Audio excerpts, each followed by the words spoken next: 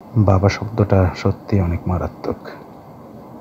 একজন স্ত্রী 17 বছর ঘর সংসার করার পর স্বামীর সম্পর্কে মন্তব্য করতে গিয়ে বলেন, পুরুষগণ ঈশ্বরের প্রদত্ত এক অশেষ অতিথি, কেননা তারা স্বীয় যৌবনকে নিজ স্ত্রী সন্তানদের জন্য বলিদান করে দেয়।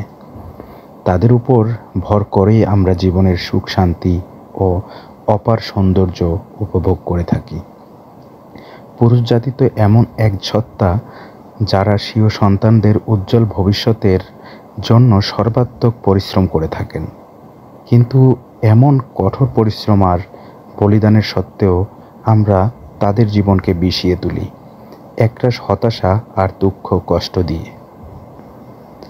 যদি তারা একটু ফ্রেশ ও স্বচ্ছন্দের জন্য বাহিরে যায় তাহলে বলি বেপরোয়া হয়ে গেছে, যদি ঘরে বসে থাকে তাহলে বলি অলস ও অকর্মণ্য, যদি সন্তানদের ভুলের জন্য শাসন করে তাহলে আমরা বলে থাকি নির্দয় ও হিংস্র, যদি স্ত্রীকে চাকরি করা থেকে বারণ করে তাহলে বলি সেকেলে বা অনাধুনিক মূর্খ, যদি মায়ের সাথে সুসম্পর্ক রাখে তাহলে বলে থাকি মা পাগল ছেলে, আবার যদি স্ত্রীর সাথে প্রেমময় আচরণ করে তাহলে বলি বউ পাগল ছেলে। এত দাসত্বের জন্য একজন পুরুষ পৃথিবীর এমন বীর যে তার সন্তানদেরকে সর্বক্ষেত্রে নিজের চেয়েও সুখী দেখতে চায় সবসময়।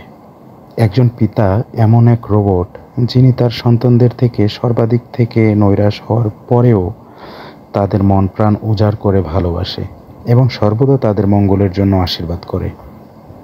একজন বাবা তো এমন এক মহাপুরুষ যিনি স্বীয় সন্তানদের সকল কষ্ট সহ্য করে, তখনও যখন সন্তানরা বাবার পায়ের উপর পা রেখে চলতে শিখে এবং তখনও যখন কিনা বড় হয়ে বাবার বুকের উপর পা রেখে চলে।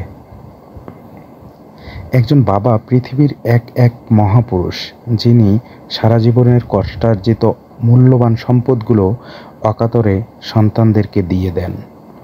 যদি মা সন্তানদেরকে 9 মাস পেটে ধারণ করে থাকেন তবে বাবারা সারা জীবন স্বীয় ব্রেইনের মধ্যে ধারণ করে চলতে থাকেন। পৃথিবীটা ততক্ষণই সুন্দর ও উপভোগ্য মনে হয় যতক্ষণ না বাবা নামক সত্তার ছায়া মাথার উপর থাকে বিরাজমান।